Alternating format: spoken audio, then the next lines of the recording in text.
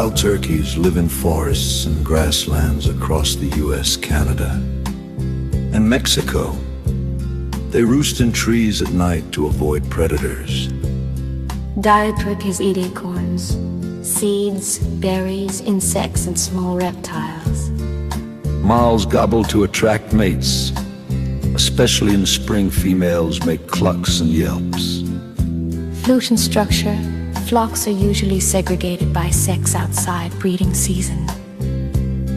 Native Americans domesticated turkeys thousands of years ago. Spanish explorers brought them to Europe in the 1500s. Wild turkey populations were nearly wiped out by hunting and habitat loss in the early 1900s.